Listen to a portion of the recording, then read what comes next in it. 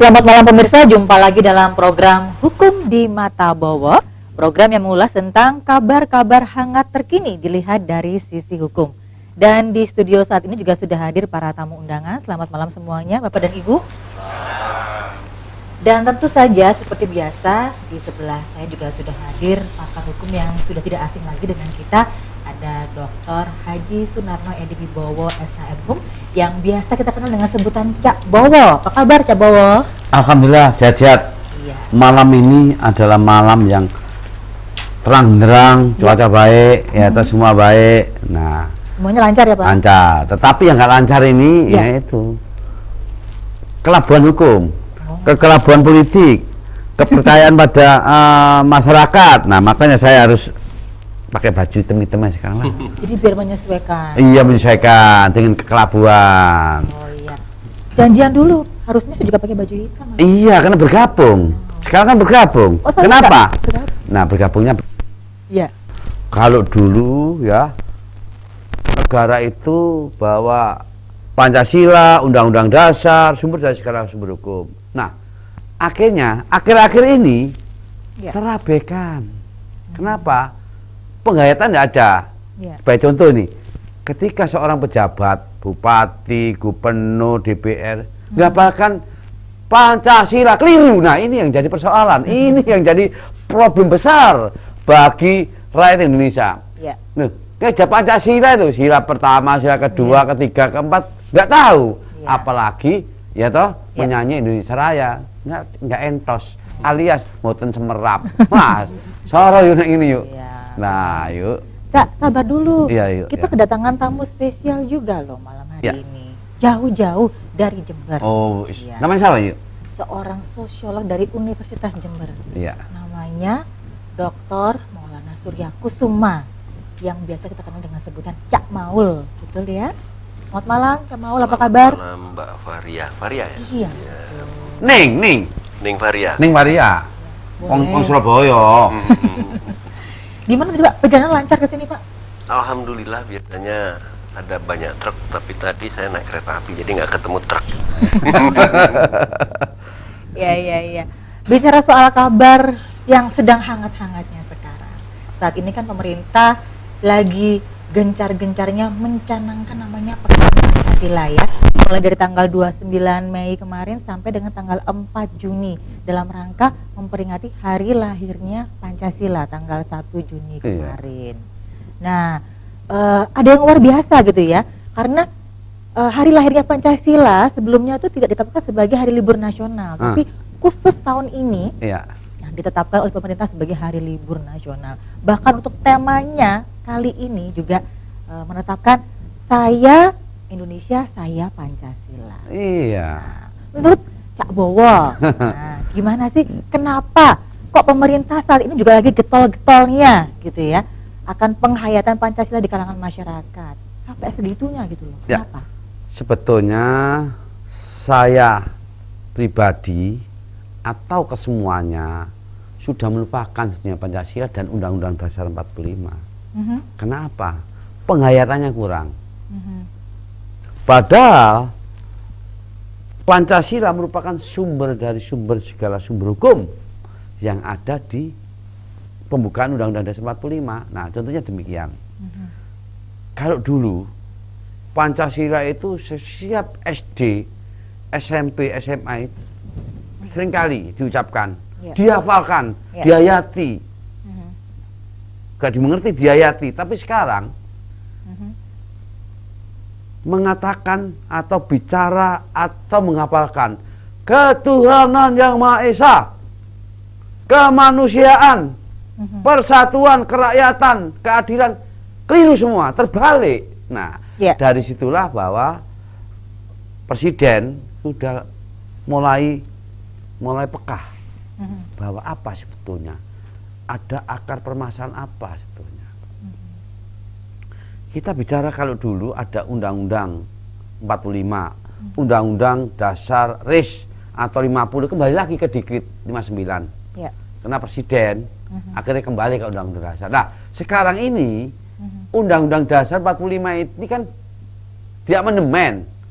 Tidak sesuai dengan apa yang menjadi hati nurani atau budaya kebangsaan. Contohnya demikian.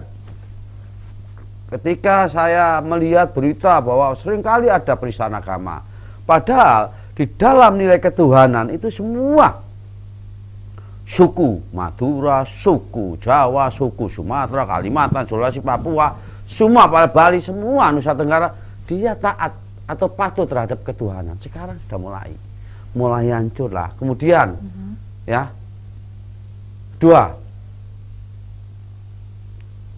satu, keadilan, kemanusiaan, persatuan.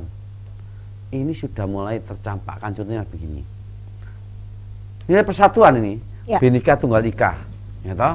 NKRI sudah mulai. Dikarenakan apa? Dikarenakan ada pertentangan adalah prinsip. Contohnya ketika adanya pilkada, adanya pemilu, ya toh? Ya. Semua akhirnya milih tokoh ini, akhirnya tergeser. Sebetulnya ini sudah ada filosofisnya. Ketika Pancasila atau Undang-Undang Dasar atau proklamasi itu sebetulnya punya nilai luhur. Nilai luhur dalam arti apa? Ketika membuat undang-undang dan Pancasila ini tirakat dari puasa. Kalau sekarang ini puasa Ramadan ini, tapi puasa malam sampai gak makan, namanya pati geni. Jadi supaya bagaimana filosofis, ternyata memang semua dikumpulkan ya, dari suku-suku mana, ada yang Jawa, yang Sumatera dan sebagainya, kan itu pemuda-pemuda dikumpulkan juga, ya. Semua dikumpulkan, akhirnya membuatlah yaitu tentang bagaimana mekanisme proklamasi setelah itu negara itu berdiri, itu kan sudah ada. Nah, dari situlah sekarang tercampakkan. Kenapa? Berarti dosa-dosa besar pada leluhur bangsa kita, pendiri bangsa, dosa, apalagi sudah menghapuskan, sudah mau menghapus sila keempat nih, ya. Kerakyatan yang dipimpin oleh hikmat kebijaksanaan dalam perwakilan itu sudah mulai. Sekarang nggak ada nilai perwakilan. Nah, ternyata apa? Ternyata baru saya mengerti ketika bangsa kita itu tidak bisa. Ada 3 hal. Ya. Negara kita itu carut marut. Pertama, ya toh kita bicara tentang bagaimana pendidikan kita sekarang SD, SMP, bayar. Nah, apa bedanya dengan Walondo? Wah, Walondo itu bayar, ini bayar. Lah, inilah berarti sumber daya manusianya sudah mulai. Kesejahteraan sudah mulai, pajak orang, wah begini, orang sejahtera, tidak ada. Kesejahteraan ini kata siapa? Ternyata nggak sejahtera. Jadi apa? Jadi negara kita itu utangnya besar, 3.800 berapa triliun punya utang segitu. Bayangkan ini. Nah, berarti apa? Jadi kategorinya negara kita bisa dikategorikan kasihkan negara miskin. Kemudian 3, korupsinya sekarang banyak. Kalau dulu korupsi hanya berapa, tetapi sekarang merata. Ya. Dari daerah-daerah itu merata. Nah, 3 hal inilah yang penting dicatat pada malam ini, hari ini. Hukum di mata bahwa akan menceritakan bagaimana kehidupan bangsa kita ini sekarang itu carut marut dikarenakan adanya persisian paham. Kan tidak boleh. Oke lah kita. Di tengah, kalau dulu kan enak, nilai kesatuan, ada persatuan. Nah, ada pertentangan. Di tengah-tengah pertentangan ada kebenaran. Sekarang enggak. Di tengah-tengah pertentangan, ada kriminal, ada fitnah, ada segala sesuatu. Ini enggak benar. Campur aduk ya sekarang. Campur aduk sekarang. Campur aduk. Kalau dulu ya, zamannya dulu terjadi pertentangan-tentangan anak A, B, C, D, E, tapi di tengah-tengah itu ada muncul kebenaran. Kalau sudah benar oke, kalau sekarang enggak, saling fitnah, saling gesek gini, akhirnya apa? Nah, dari situlah. Nah, contohnya kalau saya melihat pemilu, pilkada, gambar merah putih tidak ada, muncul satu, gambarnya orang, gambarnya partai banyak. Kalau jalan itu salah satunya kan membuat satu gambaran, potret. Nah, ini nggak benar. Kalau dulu Indonesia itu seakan-akan sakral, ternyata enggak. Merah putih diabaikan, gambar-gambar orang banyak. Banner-banner banyak. Ini kan sudah ini biar nantinya masyarakat akan menilai apa yang saya sampaikan itu. Nah, sekarang kalau kita bicara tentang undang-undang dasar, kalau dulu undang-undang dasar itu babnya sampai 16 nih.